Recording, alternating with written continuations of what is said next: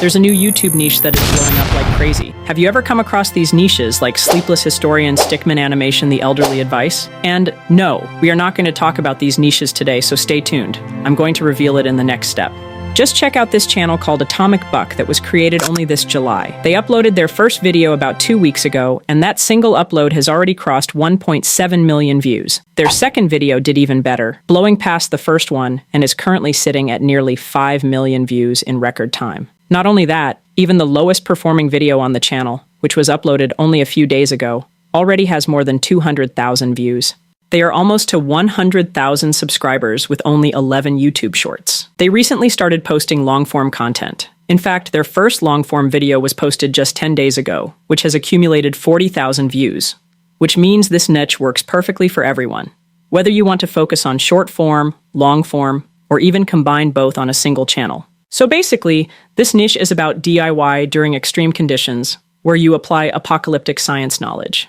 It's the kind of knowledge you don't need, but it's good to know. The kind of knowledge that could prove useful in a world where you're only left with scrap and maybe the will to survive. Things like making a radio, acquiring clean water, making your own battery, and every other thing you'd need to survive. So in today's video, I will break down the exact layout to create this type of content. From finding exciting topics like these guys to actually creating engaging scripts that will keep viewers watching.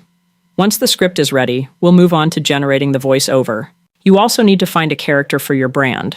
So we'll look at how you can easily do that as well as edit them to get what you need. From there, we'll proceed with creating all the images you'll need for your story, and last but not least, we'll touch on the editing topic to get similar results. Now let's get to the first finding topics step of this process, finding some intriguing topics. The best part about this niche is that it's quite easy to come up with topics. Think about the kind of things you use daily that would be hard to live without. Water, food, clothing, electricity, radio. You simply pick one topic and use AI to create a script for you. Next step is to open your preferred text generator. The tool you choose depends on you. It could be Grok, DeepSeek, Qwen, or any other text generator. But just for this demonstration, I'm going to be using Chat GPT. Write the prompt inside the text generator and make this single change. If you need help generating your prompt, comment down below the word prompt, and I will upload the Google Docs in my next video. Once that's done, hit enter and wait for your topics to be ready. As you can see, it's generated a bunch of interesting topics that you can choose from. There's one about making charcoal, how to get electricity, how to make a water filter, which can be very useful. So look through and choose a topic that you want. Once you've selected your topic, the next step is to create the script. There are 2 ways you can create your script. These videos are typically quite short, so you can either write something yourself, or you can take advantage with the use of AI. But if you decide to use AI to generate it, you need to go through and add your own touches. Maybe modify the script so it sounds more like you. Let me show you how you can generate the initial script with AI. But once again, don't forget to add your own touch to the script that the AI will give you. Open the Google Doc and look for this heading. Copy everything under it and go back to your text generator. Paste your prompt and then make one simple change. Replace this with the video topic you chose. I'm going with this one about creating charcoal. Hit enter and wait for your script to be ready. Don't forget about what I said earlier. Go through the script and add your own touch. It's very important, so don't ignore it. Once everything looks good, it's time to create the voiceover. There are free alternatives like Clipchamp and Google's AI Studio, but for this video, I'm going to use 11 Labs. But first, let me show you how to use Google AI Studio to create your voiceover. Make sure you search for Google AI Studio and choose this link. Log in with your Gmail account. Once logged in, you'll be presented with this interface. Don't worry about any of the other tools. Simply choose this native speech generation option to be taken to the speech generation page. The tool is still in preview, so it's currently free to use. Their interface is quite simple and works like most other text generators. They have multiple versions which you can use for free, but the first one works just fine. So let's stick with that. This tool comes with a multi-speaker feature, which is cool. It means you can create dialogues easily without having to generate each character's lines separately. For this style of video, you don't need multiple speakers, so choose single speaker audio and select the voice character you prefer. Paste the script and hit run. Simple as that. Generation could sometimes take about a minute, but the result is worth the wait. Also, you're getting all this value completely free of charge. Now let's listen to our voiceover created by a free AI tool.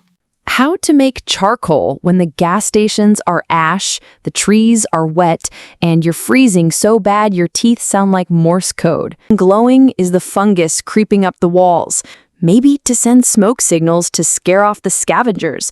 Solution? You're making charcoal. Start with wood. Stuff them into a metal container.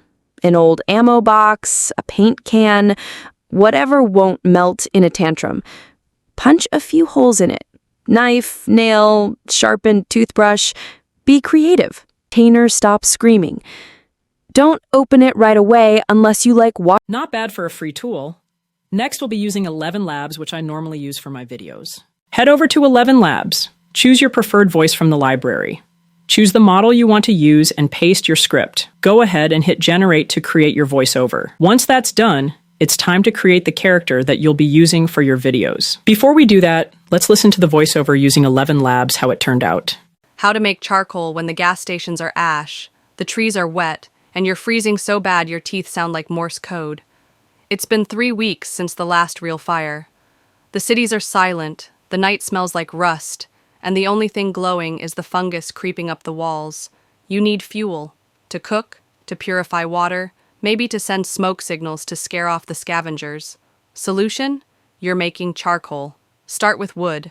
Not fancy, just dry-ish chunks. Furniture legs, broken crates, or the door you swore you'd never burn. So the channel we're modeling has their own character that they use for their channel. The prompt to use is in the Google Doc and pasted inside your text generator. You need to look through the prompt and replace any placeholder with the name of the animal or character that you want to use to brand your channel. I'm going with a cat character for this demo. Once you're done, hit enter and wait for the AI to generate a prompt that you can use to create an image of your character. The tool that you're going to use depends on you, but based on my test, Chat GPT does a better job for the character image than most of the other image generators that I tested. I recommend editing the image once you have it. This is the image Chat GPT generated for me, and this is my modified version. Next, head over to Photopea to edit your character. Simply drag and drop the character image inside and then hit this button to create a new blank layer. The character you're creating will be the one that you use in every single video you make. So, choose this pen tool and change this to shape if it's showing path. You also need to turn off the fill and turn on the stroke. Increase the slider a bit. And then, while you're still on the new layer you created, trace through the character by simply clicking. To curve the lines, simply click the other end of the curve and drag to create the shape that you want. To make sure it doesn't impact the other lines going forward, hold Control and then click and drag to move this line back to the point you clicked. Repeat this as many times as it takes to trace the full body of the character. Now that you have your character, the next step is to generate the images that will be used for the scene.